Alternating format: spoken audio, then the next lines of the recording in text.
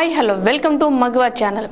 చావు కూడా పెళ్లి లాంటిది. పాడుకున్నంత ఈజీ కాదు జీవితపు అంతిమ ఘట్టం. ఈ భూమి మీద నుంచి గౌరవప్రదంగా నిష్క్రమించాలని ఉంటుంది ఎవరికైనా. కానీ అనాథల మాట ఏంటి? అయిన వాళ్ళు ఆదరణ లేని అభాగ్యుల సంగతి ఏంటి? అలాంటి వేల మందికి అంతిమ సంస్కారాలు చేసి సగౌరవంగా సాగనంపుతున్నారు వర్ష వర్మ స్పెషల్ స్టోరీ ఈ రోజు మగవా ఛానల్ ని సబ్స్క్రైబ్ చేసుకోండి. అలాంటి వేల మందికి అంతిమ సంస్కారాలు చేసి సగౌరవంగా సాగనంపుతున్నారు వర్ష వర్మ. మానవతకు నిలువెత్తు రూపం లాంటి ఓ సేవామూర్తి గాథ ఇది. కోవిడ్ రెండో దశ. ఆమె ప్రాణ స్నేహితురాలు ఊపిరి తీసుకోవడంలో ఇబ్బంది ఆసుపత్రిలో చనిపోయింది. ఇంటికి తీసుకెళ్దామంటే సాయంత్రం వరకు అంబులెన్స్ దొరకలేదు. కొందరు భయపడితే ఇంకొందరు చాలా పెద్ద మొత్తంలో డబ్బులు అడిగారు. చివరకు 4 కిలోమీటర్ల దూరంలో ఇంటికి తీసుకెళ్లడానికి 25,000 ఇవ్వాల్సి వచ్చింది. మేమంటే ఎలాగోలా చెల్లించాం. ఆసుపత్రి ఖర్చులతో చితికిపోయిన వారికి అదనపు భారమేగా అనిపించింది. ఇలాంటి వాళ్ళకి సాయపడాలని అద్దెకు వాహనాన్ని తీసుకుని అంబులెన్స్ శవాలు తీసుకెళ్లే వాహనాలు ఏర్పాటు చేసింది ఆమె. 44 ఏళ్ల వర్ష. ఈవిడది లక్నౌ. చావు భయంతో సొంత వాళ్ళ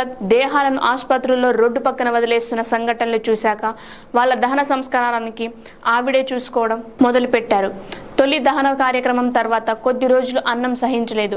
నిద్ర కరువైంది. నిజానికి డాక్టర్ అవ్వాలనుకున్న ఆమె ఓ యాక్సిడెంట్ లో చనిపోయిన వ్యక్తిని చూసి ఆలోచనలో మానుకుంది. ట్రామా నుంచి బయటపడడానికి కొన్ని నెలలు పట్టింది. ఆమె అమ్మా నాన్న ఆటల వైపు మళ్లించడానికి ఆమె బాధ చూసి. నిజానికి ఆమె సేవ ప్రయాణం చిన్నప్పటి నుంచి ప్రారంభమైంది. అమ్మా నాన్నల్ని చూసి 16వ ఏట నుంచి మతి స్థిమితం లేనివారు, ఇల్లు లేని వృద్ధులను ఆదరించి ఆశ్రమాల్లో చేర్చడం, ఆహారం వైద్య సదుపాయం అందించడం చేసేవారు. 2015లో ఏక్ కోషిక్ ఐసే బి సేవా సంస్థని ప్రారంభించారు.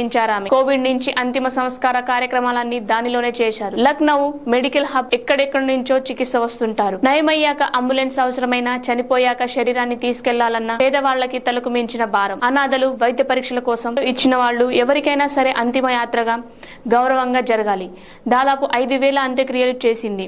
వారి మతాలు కనుక్కొని మరీ నిర్వహిస్తుంది ఆమె. ఆవిడ చదువు దూరమైన పేద పిల్లలను స్కూల్ బాట పట్టిస్తున్నారు. కోవిడ్ సమయంలో తండ్రికి అంత్యక్రియలు చేస్తూ రోధిస్తున్న అమ్మాయిని ఊరడిస్తుంటే నిన్న తమ్ముడు, ఈ రోజు నాన్న, ఇప్పటికే అన్నయ్య చనిపోయాడన్న వార్త వచ్చింది. అమ్మేలాగో తెలీదు. ఒంటరిగా మిగిలానని వెక్కెక్కి ఏడ్చింది. కోవిడ్ తర్వాత అలాంటి ఎందరినో చూశాక ఒంటరైన పిల్లలకు ఆదరువు చూపించడం, చదువు చెప్పించడం ప్రారంభించారు. తన సేవలకు ఎన్నో పురస్కారాలు అందుకున్నారు. ప్రతిష్టాత్మకంగా ఫోర్స్ జాబితాలోనూ చోటు దక్కించుకున్నారు. మొదట్లో ఆమె సొంత డబ్బులే, ఆ తర్వాత సోషల్ మీడియా సాయం తీసుకుని డబ్బు రూపంలో కాదు, మాట, వస్తు ఇలా తమకు తోచిన రూపంలో సాయపడమనేదాన్ని. ఇతర ఎన్జిఓలు, ప్రభుత్వంలోనూ కలిసి నడుస్తుందామా. వర్ష కౌన్సిలింగ్, గృహహింస, డ్రగ్ అడిక్షన్ వంటి ఎన్నో అంశాల్లో తోడ్పడుతున్నారు. కోవిడ్ సమయంలో ఆమెకి ఏమైనా అవుతుందేమోని భయపడ్డారు. సాయానికి రమ్మన్నా నువ్వు కావాలంటే చావు, మాకు చావాలని లేదన్నవారు. అప్పుడు కాస్త భయపడేది. కానీ ఆమె అమ్మ మాత్రం ఆమెను చూస్తే గర్వపడేది. ఆ మాట ఆమె నుంచి సాయం పొందిన నిస్సహాయుల కళ్ళల్లో కనిపించే ఆనందమే ఆమెకు బలాన్నిస్తుంటాయి.